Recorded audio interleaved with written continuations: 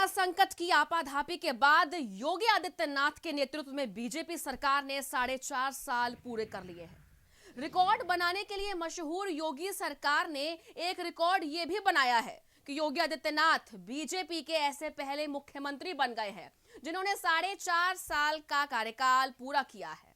हालांकि अंदर अंदर कई मतभेद जरूर चल रहे हैं, लेकिन ऊपर ऊपर सब ठीक है। रविवार को सीएम योगी आदित्यनाथ ने सरकार की 4.5 साल की उपलब्धियां सबको बताई, सबको गिनवाई। उन्होंने न सिर्फ हर क्षेत्र में सफलता के झंडे गाड़े, बल्कि तमाम चुनौतियों को भी अवसर में बदला। हालांकि विपक्षी दल और कुछ राजनीतिक पर्यवेक्षकों ने तुरंत इनकी उपलब्धियों पर सवाल भी खड़े कर दिए। योगी आदित्यनाथ भले ही उपलब्धियों के लंबे चौड़े दावे कर रहे हो, लेकिन ऐसी कई चुनौतियां आज भी बनी हुई हैं जिन पर भारतीय जनता पार्टी पिछली सरकारों को घेरती थी और खुद सत्ता में आने के बाद इन्हें दूर करने का वादा किया था, लेकिन कर नहीं पाई। सबसे पहले कानून व्यवस्था और महिला सुरक्षा की हम बात कर लेते हैं। भारतीय जनता पार्टी न सिर्फ पिछली समाजवादी सरकार पर आक्रामक रहती थी, बल्कि सरकार में आने पर उसे पूरी तरह से सुधार देने का भी वादा किया था। सरकार आते ही, या यूं कहें कि अभी सरकार ने ठीक से कामकाज संभाला भी नहीं था कि जगह जगह एंटी रोमियो दस्ते बना दिए गए और कुछ दिन बाद ये दस्ते कहां चले गए किसी को पता नहीं। कानून व्यवस्था के मामले में सरकार चाहे जितने दावे कर ले, लेकिन वो विपक्ष के निशाने पर हमेशा रहती है। सरकार अपराध के आंकड़े कम होने का भी दावा करती है और अखिलेश और संजय सिंह कहते हैं कि भाई बीजेपी आंकड़े उठा के देखे तो सही, तो पता चल जाएगा किसके कार्यकाल में कितना अपराध कम हुआ है और बढ़ा है। इनके मंत्री कहते हैं कि पहले की सरकारों में मुकदमे दर्ज नहीं होते थे, लेकिन हमारी सरकार आई तो तुरंत मुकदमे दर्ज होने लगे। बात तो सही है, बस मुकदमे ही दर्ज होते हैं।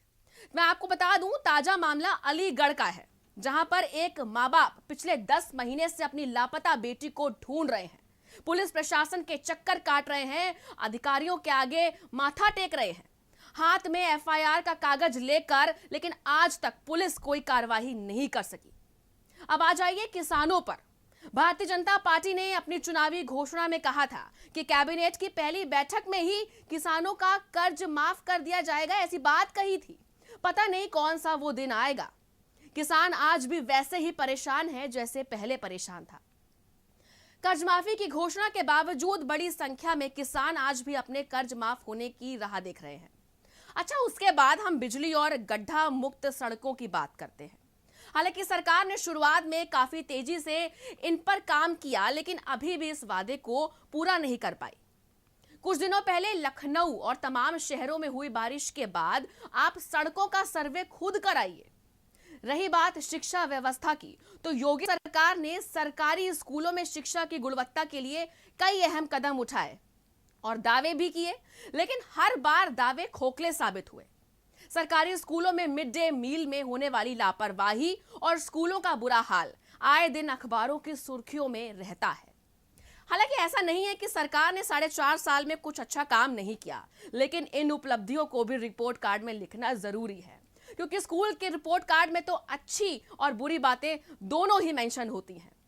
चुनाव में 6-7 महीने का समय बच गया है और अब अगर योगी सरकार कुछ और अच्छा कर सके तो कर ले, नहीं तो अब जनता पुराने दावे सुनना पसंद नहीं करेगी। अब बीजेपी कुछ नए दावों और वादों को लेकर आएगी, तभी कुछ काम हो पाएगा।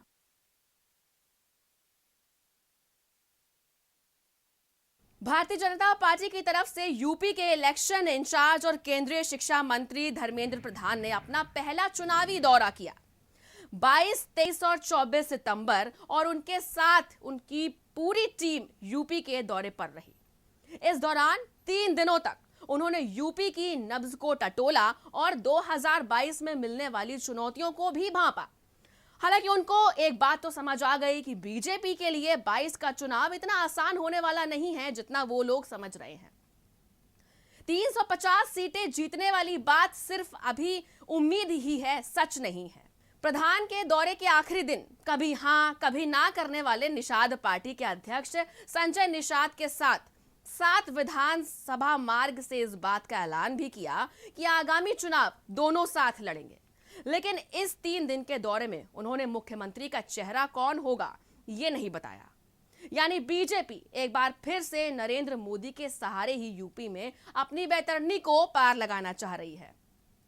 हालांकि सिद्धार्थनगर के दौरे के दौरान प्रधान ने योगी जी की तारीफों के कसीदे जरूर पढ़े, लेकिन इस बीच उत्तर प्रदेश में स्वास्थ्य, रोजगार और शिक्षा व्यवस्था एक बड़ी चुनौती होगी भारतीय जनता पार्टी के सामने, जिस पर विपक्ष विधानसभा से लेकर सड़क तक अपनी आवाज को बुलंद करता चला आ रहा है। धर्मेंद्र प्रधान और उनकी पूरी टीम के सामने इस बात का तोड़ फिलहाल इस 3 दिन के दौरे में नहीं मिला और यही वजह रही कि बीजेपी के इलेक्शन इंचार्ज धर्मेंद्र प्रधान ने सीधे तौर पर यह नहीं बताया कि बीजेपी की तरफ से 2022 में मुख्यमंत्री का चेहरा कौन होगा। बढ़ेंगे आगे। इन दिनों होने वाली हर सियासी मुलाकातों के बड़े बड़े मायने निकाले जा रहे हैं और निकाले भी क्यों ना जाए। विधानसभा के अहम चुनाव जो होने जा रहे हैं, ऐसी ही एक मुलाकात फिर से अजदुद्दीन ओवैसी और शिवपाल यादव के बीच हुई। इसके बाद मंगलवार को शिवपाल के घर अचानक ओवैसी पहुंचे, जिसके बाद दोनों के बीच गठबंधन की अटकलें शुरू हो गई। लेकिन ओवैसी ने शिवपाल को एक बड़ा नेता बता दिया। वैसे ये इन दोनों की कोई पहली मुलाकात नहीं थी। अब समझना यह है कि क्या इन दोनों के बीच गठबंधन हो पाएगा, और अगर गठबंधन होता है तो किसे फायदा होगा और किसे नुकसान, और अगर गठबंधन नहीं होता तो फिर क्या होगा। इसे समझने के लिए सबसे पहले यह समझना जरूरी है कि ओवैसी और शिवपाल दोनों ही उत्तर प्रदेश के चुनाव में क्या ताकत रखते हैं। इनको समझने के लिए 2017 के चुनाव के आंकड़ों को समझना जरूरी है। ओवैसी की पार्टी 2017 का विधानसभा चुनाव लड़ चुकी है। ज्यादातर लोग ये जानते हैं कि 38 में से 37 सीटों पर उसके उम्मीदवार की जमानत जब्त हो गई थी, लेकिन कई सीटों पर एआईएमआईएम ने तगड़ी ताकत भी दिखाई थी। नई पार्टी के तौर पर जो नतीजे आए थे वो उत्साहजनक थे, इसीलिए ओवैसी इस बार पूरी ताकत लगा रहे हैं विधानसभा चुनाव में। अब शिवपाल की पार्टी प्रगतिशील समाजवादी पार्टी लोहिया की बात कर लेते हैं। 2019 में पार्टी ने पहला चुनाव लड़ा। 2017 में एआईएमआईएम की तरह पीएसपीएल को 2019 में एक भी सीट नहीं मिली, लेकिन शिवपाल यादव की ताकत का पता जरूर चला। अब ओवैसी राजभर से अलग हैं और यूपी में चुनाव लड़ने के लिए साथी ढूंढ रहे हैं। मायावती, शिवपाल या छोटे दलों का मोर्चा बनाएंगे। बड़ी बात तो यह भी है कि विधानसभा चुनाव आते आते ओवैसी चुनाव में टिक भी पाएंगे या नहीं, यह बड़ा सवाल है।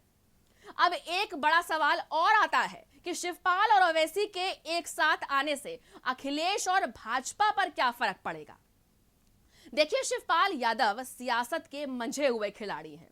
शिवपाल और ओवैसी की मुलाकात को एक और नजरिए से देखा जा सकता है।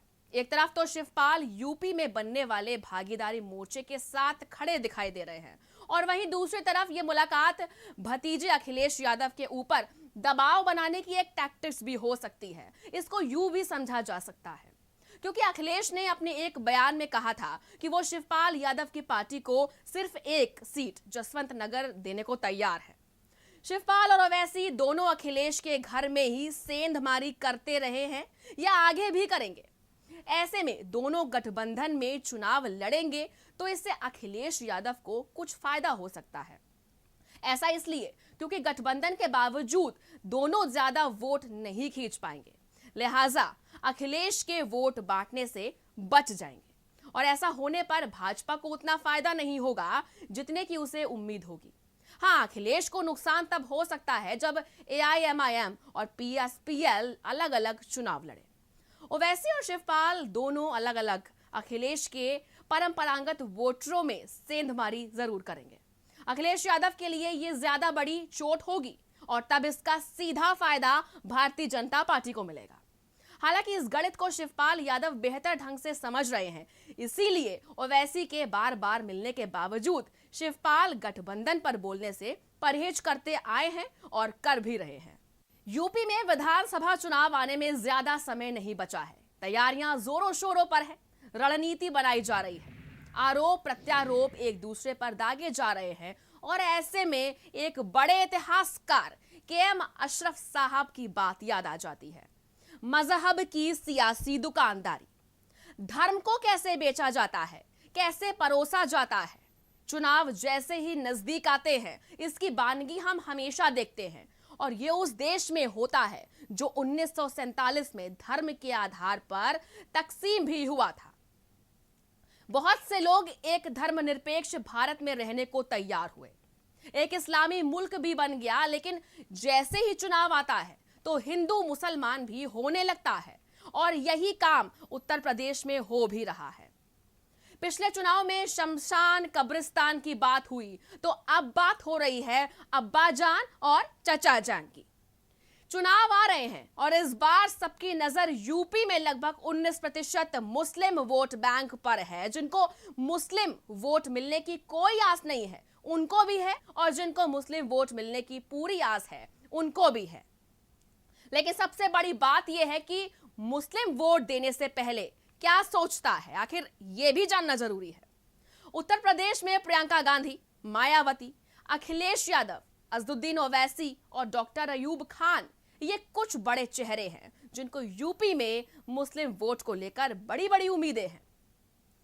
यूपी में चुनावी घमासान के बीच मुसलमान किस ओर जाएगा?